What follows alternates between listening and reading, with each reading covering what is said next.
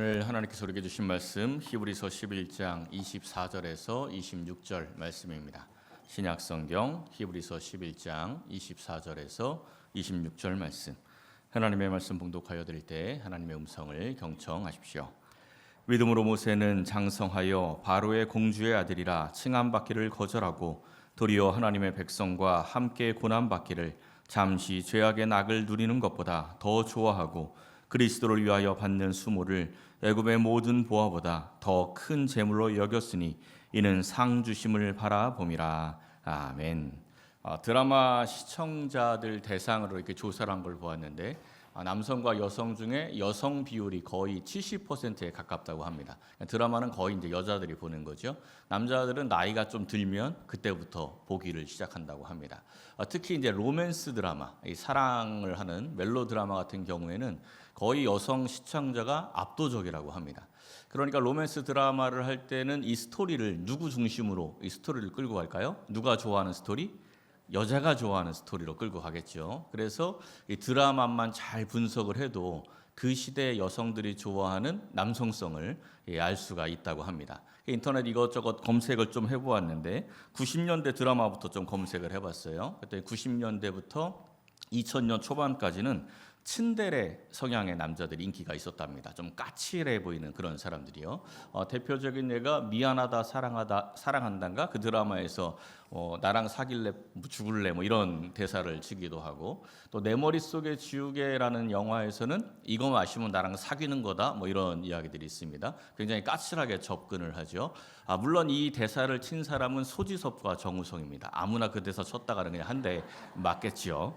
2000년 중후반부터 2010년까지는 귀공자 성향의 남자들이 인기가 좀 있었대요. 대표적인 애가 꽃보다 남자의 구준표, 재력, 지력 뭐 다 있는, 다 가진 남자들, 이런 사람들이 인기가 좀 있었답니다. 2010년 중반부터는 상남자 스타일, 아주 강인하고 냉철한데 내 여자한테는 따뜻한 남자.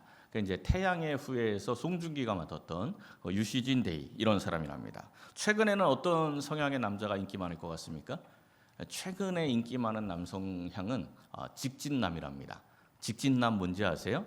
못 들어보셨어요? 직진남, 내 여자한테 직진하는 남자. 그냥 밀당이나 썸 이런 게 없습니다. 그냥 한눈에 반해가지고 그냥 오직 이 여자만을 위해서 살아가는 거예요. 이 여자한테 무조건 들이대고 그냥 무조건 그 여자를 위해서 살아가는 남자를 직진남 이렇게 이야기합니다. 물론 잘생겨야 직진남이고 못생기면 스토커가 될 수도 있습니다. 이 직진남 얘기를 갑자기 제가 왜 드리냐면, 오늘 본문에서 소개하고 있는 이 모세의 믿음, 이 히브리서에서 소개하고 있는 모세의 믿음의 특징이 딱 한마디로 하면 직진남하고 아주 비슷합니다. 이 직진남의 특징을 세 가지로 이야기를 하는데요.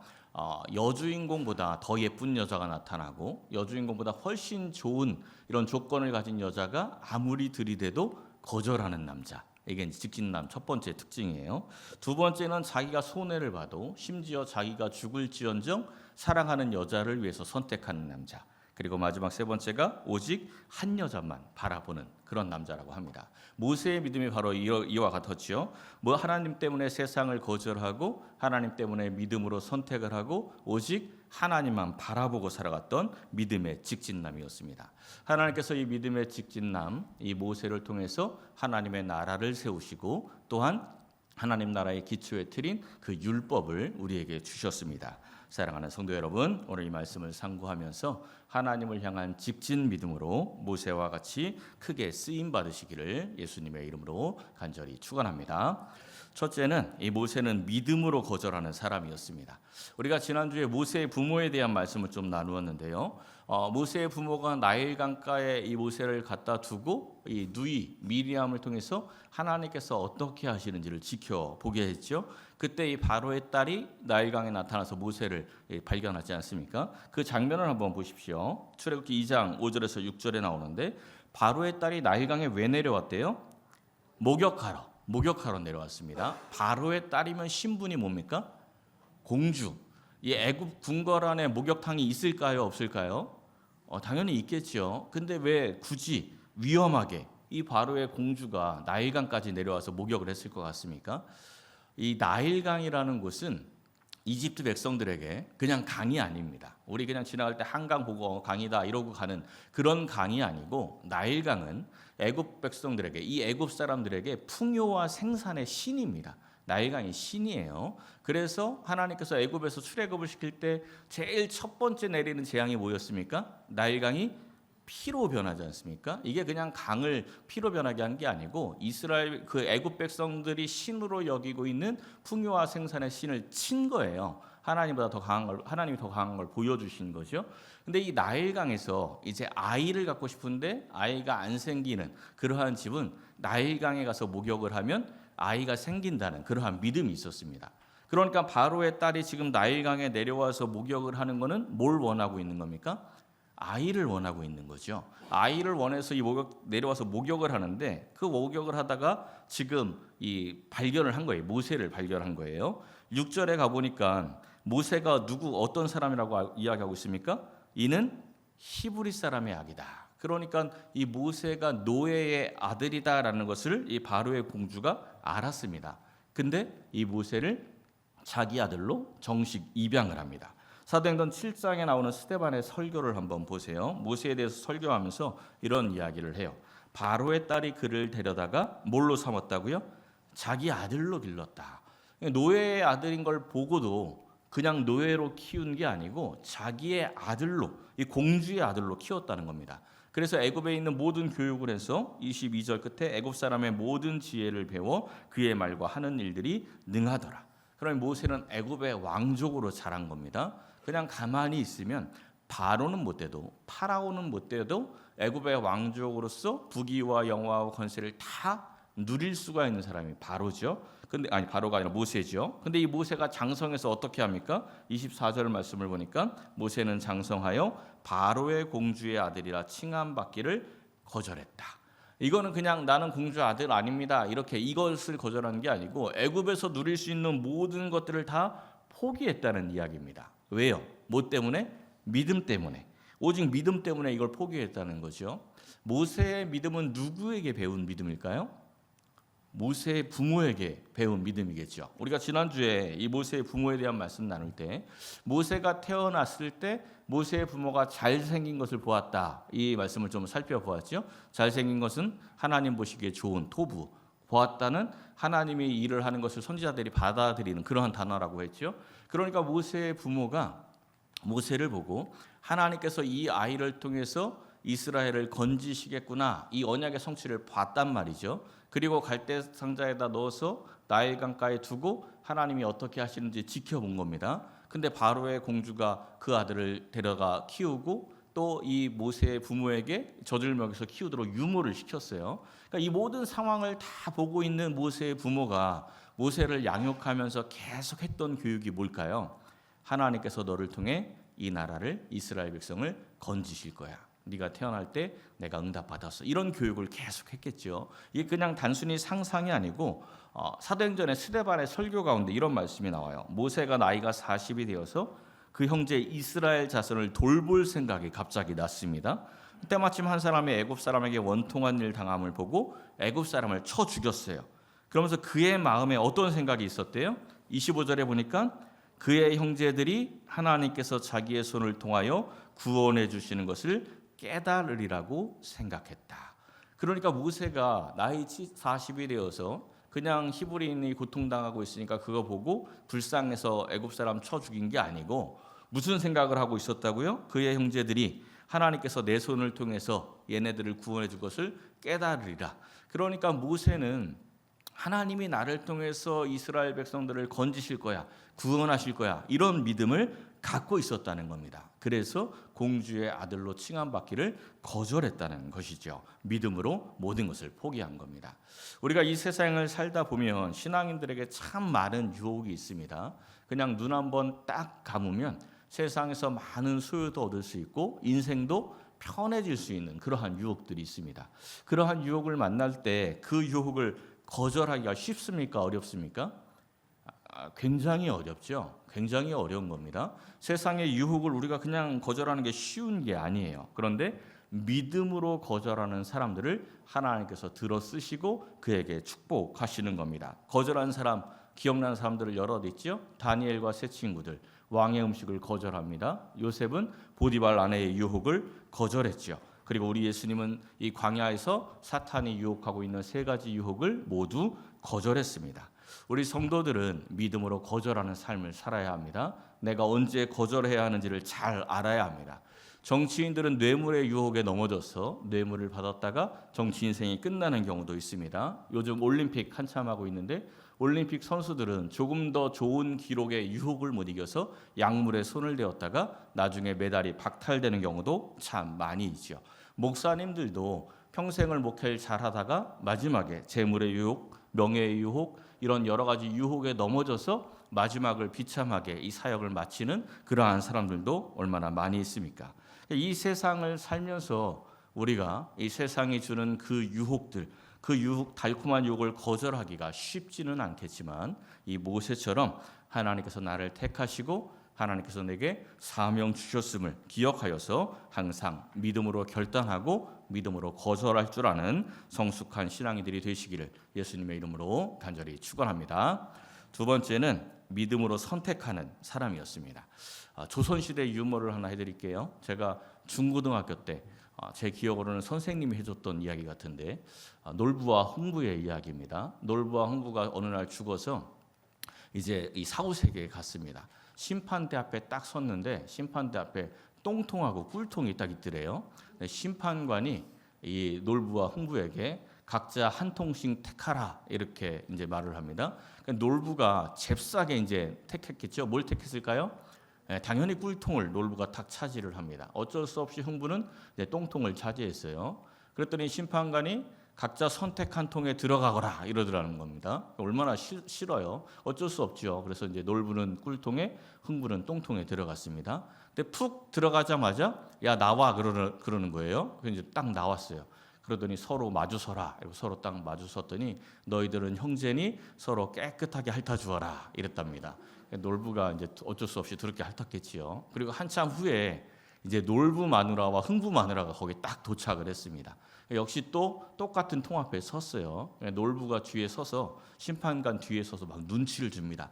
야 똥똥똥똥 이러면서 막 눈치를 주는 거예요. 놀부 마누라가 얼른 그 얘기를 딱 보고 눈치를 딱 채고 얼른 똥통을 선택을 했습니다. 똑같이 이제 둘 다 들어갔어요. 또 딱 나오라고 하더니 심판관이 그러는 거예요. 각자 자기 남편 앞에 서라 이러더랍니다.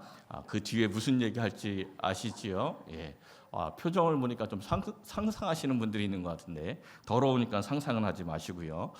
아담과 하와가 에덴 동산에서 실패했던 이유가 뭡니까? 눈으로 보이는 대로 판단했기 때문에 아담과 하와가 실패했습니다. 우리도 이 사람의 눈으로 보고 사람의 생각으로 판단을 하면 반드시 실패하게 되어 있습니다. 창세기 13장에 보면 아브라함과 아브라함의 조카 롯이 둘이 헤어지는 장면이 있는데 롯은 소돔과 고모라를 선택해서 가고 아브라함은 약속의 땅을 선택해서 갑니다. 이렇게 둘이 헤어져요. 그 헤어지는 장면을 보면 공통적으로 나오는 말씀이 있습니다. 어떤 단어가 나와요? 눈을 들어. 롯이 눈을 들어서 소돔과 고모라를 선택을 합니다. 아브라함도 눈을 들어서 이 약속의 땅을 선택을 해요. 근데 한 가지 차이점이 있죠. 롯은 그냥 자기가 눈을 들어서 본 거고 아브라함은 누가 시켰어요?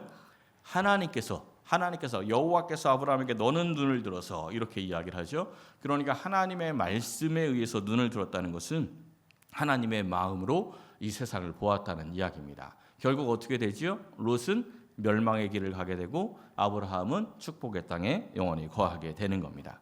이 말씀을 잘 보셔야 됩니다. 13장 10절 말씀을 보면 롯이 눈을 들었을 때 그 소돔과 고모라가 뭐처럼 보였다고 말씀하고 있습니까? 여호와의 동산, 에덴 동산처럼 보였다. 애굽 땅처럼 풍요로워 보였다. 이렇게 이야기를 하는 겁니다. 이 말씀이 왜 중요하냐면 우리 성도들이 신앙생활을 하면서 자기의 탐욕으로 세상 원리에 따라서 선택을 하면서도 그 선택의 결과를 하나님이 주실 축복으로 착각을 할 때가 많기 때문에 그렇습니다. 그냥 풍요로우면 하나님이 주신 은혜와 축복인 걸로 착각을 하는 거예요. 근데 우리가 죄악된 길을 선택을 할 때 잠시 잘 될 수 있지만 결국은 그것은 소돔과 고모라를 선택하는 것을 알아야 합니다. 여호와의 동산이 아니고 여호와의 동산처럼 보이는 겁니다. 하나님의 축복처럼 보이는 거죠. 진짜 복된 길을 우리가 따라갈 수 있어야 합니다. 그러기 위해서는 늘 말씀과 기도로 깨어 있어야 참된 길을 선택할 수가 있겠죠. 이 모세가 두 가지 중에 하나를 선택할 수 있었습니다. 25절을 보면 하나는 하나님의 백성과 함께 고난을 받는 것, 그리고 또 하나는 죄악의 낙을 누리는 것. 이 둘 중에서 모세가 뭘 선택했죠? 하나님의 백성과 함께 고난받는 이 길을 선택을 합니다. 왜 고난받는 길을 선택을 했을까요? 그 길이 진짜 영원한 즐거움을 얻는 곳이라는 것을 알았기 때문에 그렇습니다. 이 본문 잘 보시면 죄악의 낙이라는 문장 바로 앞에 어떤 단어가 있습니까? 잠시. 죄악의 낙은 잠시 누리는 겁니다. 이 세상에 있는 동안 잠시 누리는 거예요. 잠시 그 죄악의 낙을 누리고 나면 나머지 그 대가는 영원한 고통, 영원한 멸망과 이 심판이 대가로 따라온다는 것을 우리가 알아야 합니다. 그래서 우리도 살다 보면 이 세상에서 선택의 기로에 서 있을 때가 참 많습니다.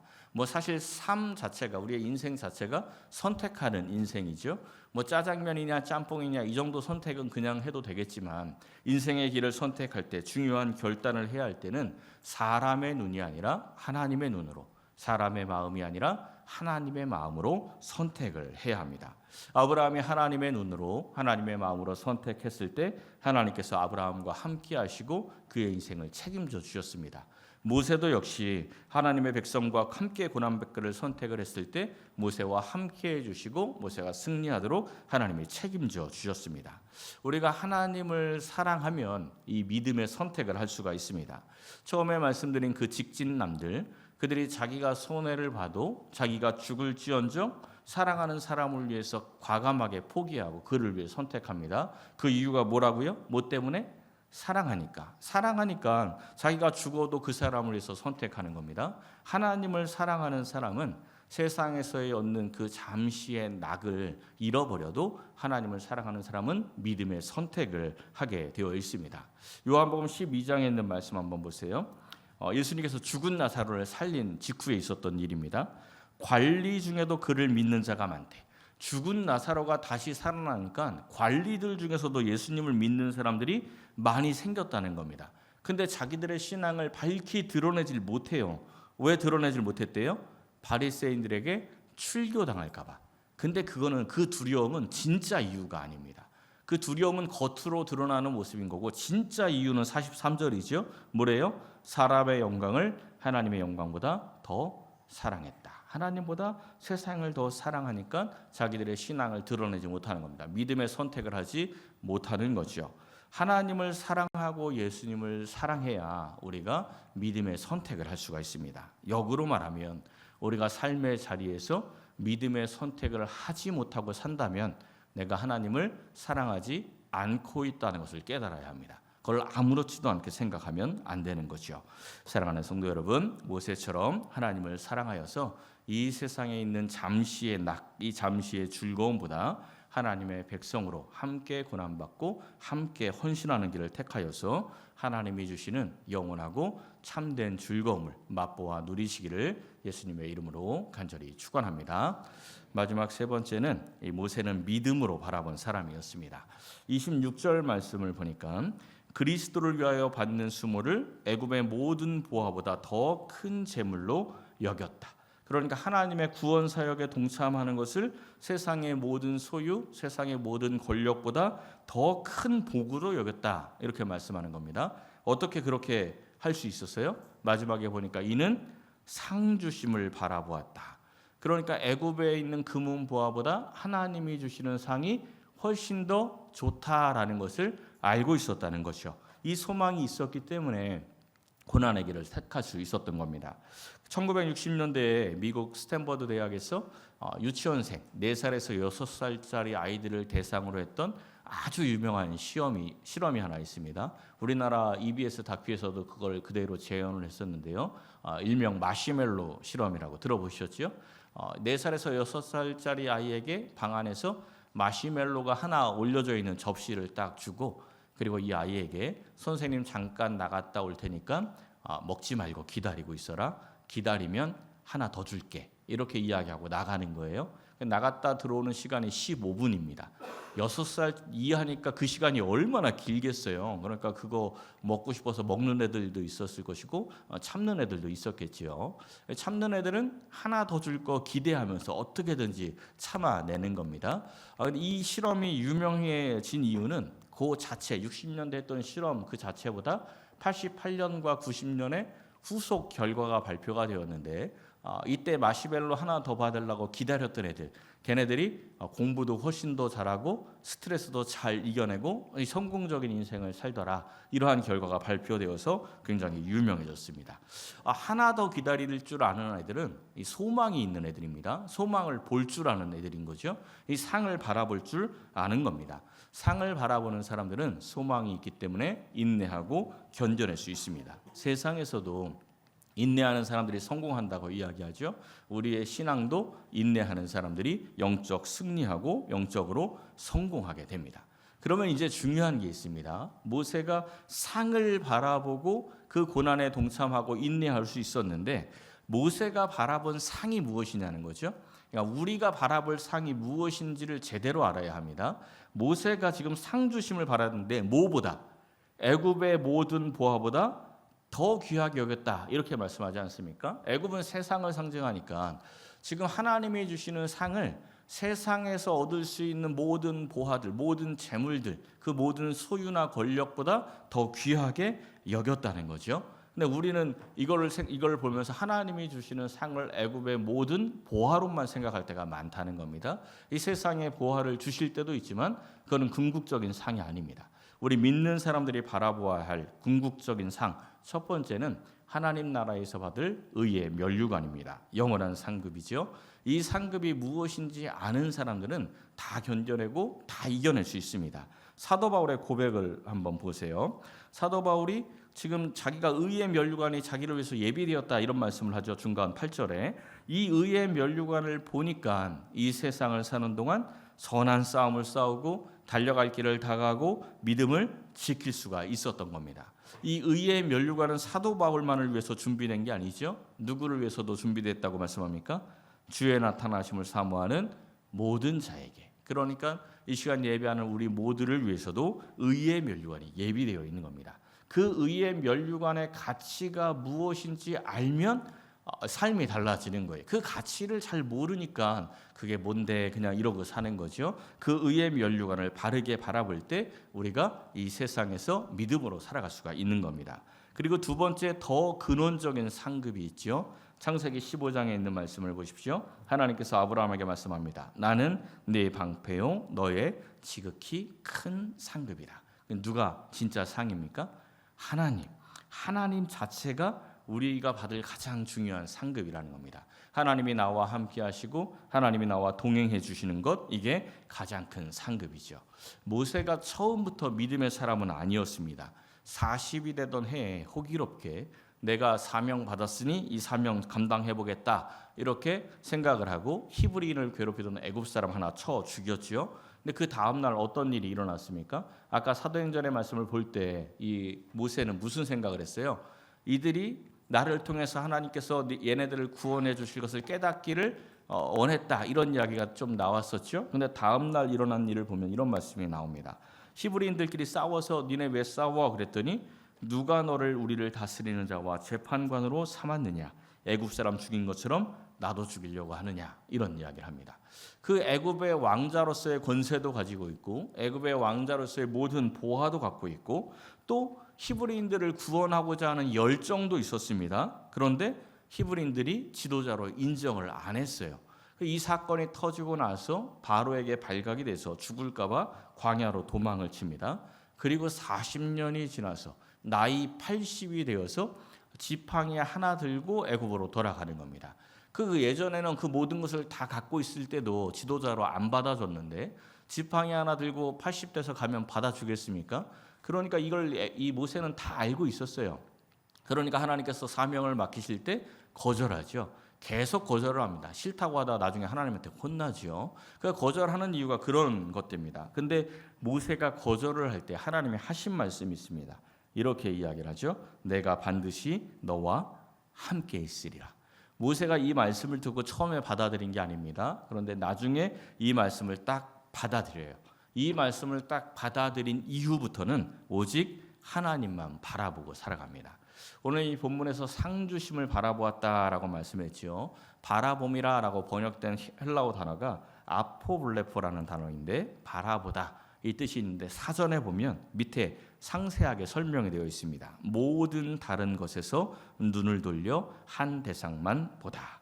그러니까 모세가 세상에서 눈을 돌려서 누군만 보았다고요? 하나님. 모세가 눈을 돌린 것들은 애굽에 있는 모든 보화들, 권력, 명예, 그리고 애굽에서 누릴 수 있는 쾌락, 그리고 심지어 자신의 연약함도 보지 않았습니다. 모든 것에서 눈을 돌려서 오직 나와 함께 하시는 하나님만 바라보았다는 거죠. 그때 이 능력 있게 사명을 감당할 수 있었던 겁니다. 요한복음 3장 16절 말씀, 하나님이 세상을 이처럼 사랑하사 독생자를 주셨으니. 그러니까 우리에게 하나님께서 주신 가장 큰 상급이 누굽니까? 독생자 예수. 예수님이 우리에게 주신 상급입니다. 그러니까 우리도 모세처럼 예수님만 바라보아야 하는 겁니다. 오직 하나님만 바라보았던 모세가 믿음으로 거절했고 믿음으로 선택했습니다. 믿음으로 하나님만 바라보았습니다. 우리도 모세와 같이 믿음으로 이제 이 세상 유혹을 거절해야 합니다. 그리고 이 세상을 살아가면서 믿음으로 하나님 나라를 위해서 선택을 해야 합니다. 사랑하는 성도 여러분, 믿음으로 사명을 감당하고 하나님께서 주실 영원한 의의 면류관, 그리고 가장 귀한 상급인 예수님만 바라보면서 모세와 같이 삶의 자리에서 하나님의 나라를 이루어 가시기를 예수님의 이름으로 간절히 축원합니다.